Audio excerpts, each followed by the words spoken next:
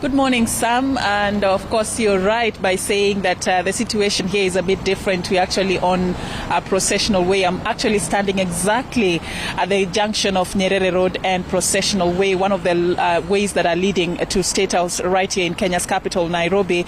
It is usually ordinarily, State House is a protected area and security ordinarily is usually heightened. But today we have seen a situation that is quite different as the security situation here seems to be escalated quite a bit.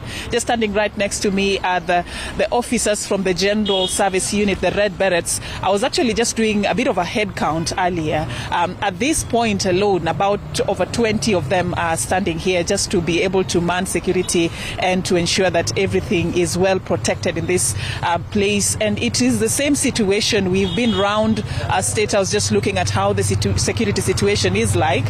From Gate A, Gate B, Gate C and D, all of them are fully guarded, and we have seen quite a number of officers there just trying to ensure that everything is well protected.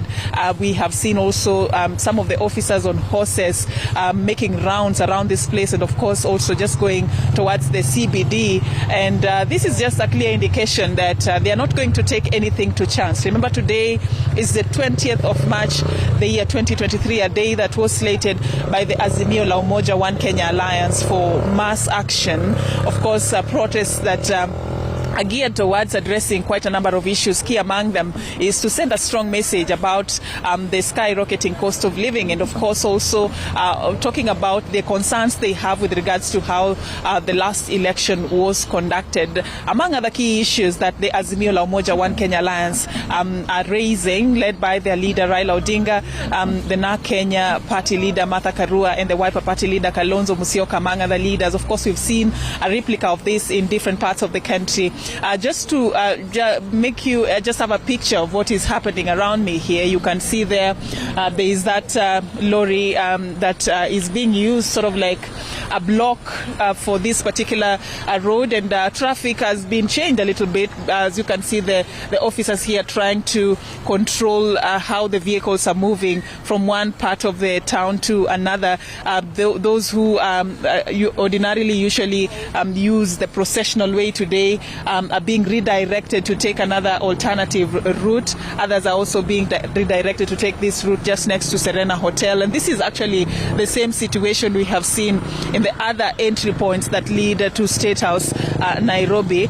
And indeed, it is actually quite something, because of course we know that in different parts of the country today, and even at Kenya's capital Nairobi, in different areas, mainly that are dominated by supporters of the Azimio la Umoja One Kenya Alliance, is going to be that protest. And there has been concern about how this is going to be controlled when it comes to just allowing the Kenyans to continue with their ordinary lives. Remember, today there are quite a number of activities going on. Learners, some of them are expected to be resuming their studies today. They'll be traveling to different parts of the country to school.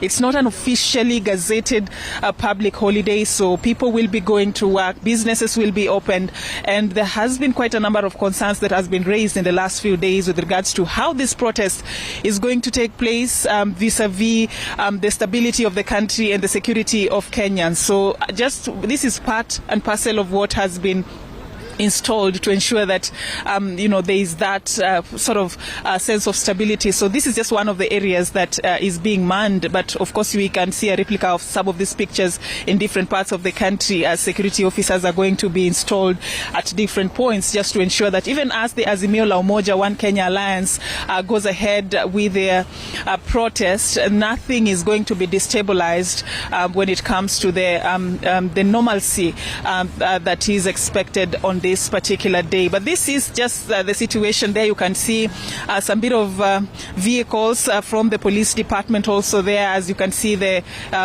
lead of the security team being briefed probably on some of the issues that they need to keep in check even as we go about the day there by some of the senior officers from the security department there. So this is what we can tell you for now, Sam.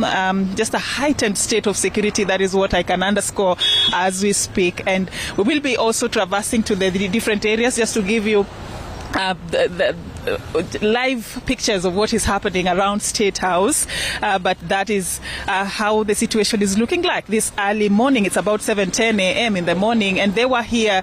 They had mounted these barricades as early as by the time I was actually showing up here, they seemed like they've been standing here for quite some time. So it seems like it's going to be a long day for the security officers here, but clearly they are not going to take anything to chance. Ordinarily, this place is usually quite tight when it comes to matter security, but today they've actually even moved the roadblocks way past the vicinity of State House. Like, they've extended the circumference, that's what I would say. So this is actually something that sort of like in any case the protest will come this side, then of course it's a strong message that State House is a no-go zone.